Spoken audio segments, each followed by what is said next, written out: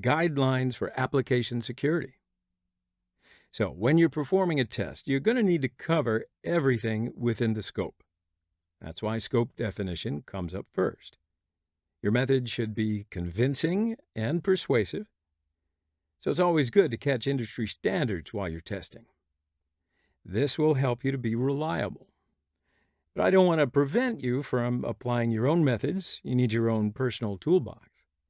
The point here is the way you accomplish your method and how you present it. So you can do many great things while you're hacking the system.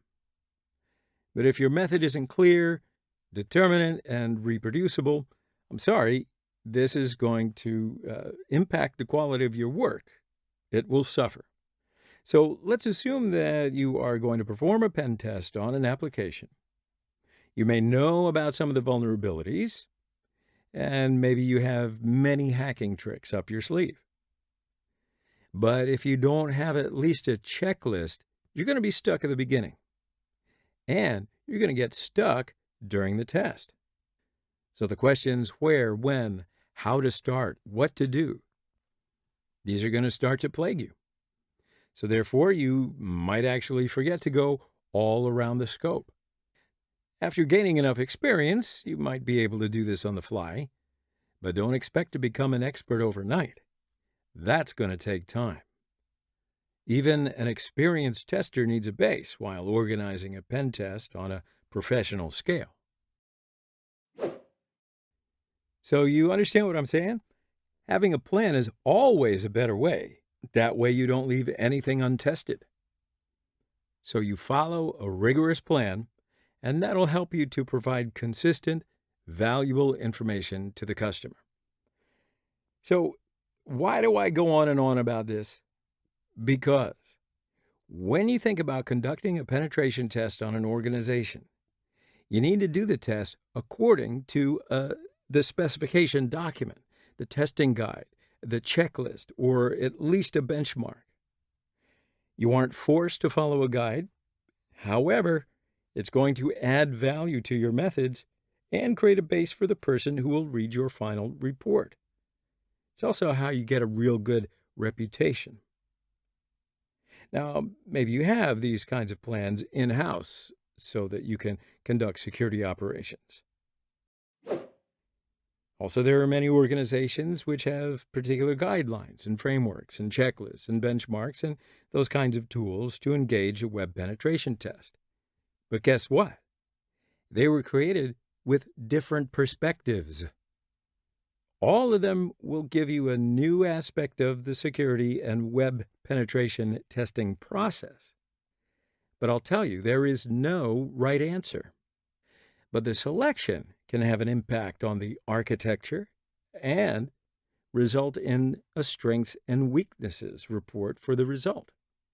For many industries, compliance and regulations will also drive your choice.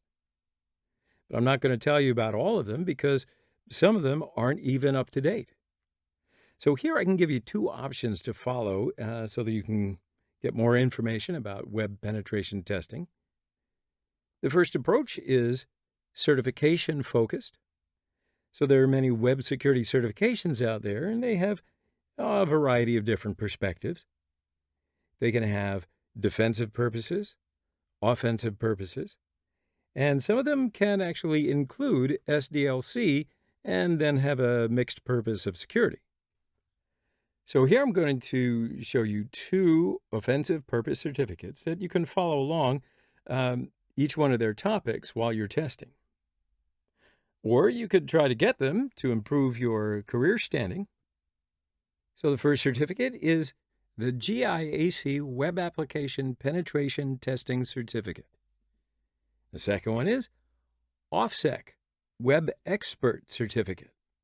So also you can find the web application security as topics and some general purpose certificates, such as EC Council, CEH.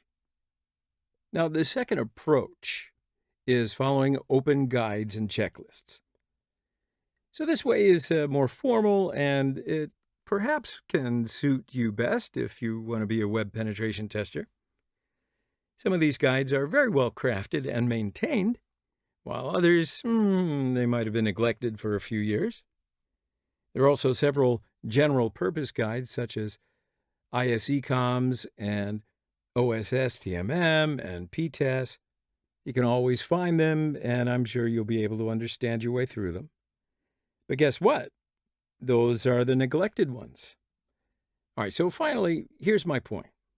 When we're talking about web security, you may have heard of OWASP. It's a nonprofit organization, which they produce guides, cheat sheets, and many other things about application security. So in this course, mainly, I'm going to take OWASP's testing guide for my base. Now, I'm not going to follow every single item in the guide, though I am going to add some other topics. So you can go and check the details of the document on the OWASP website if you want.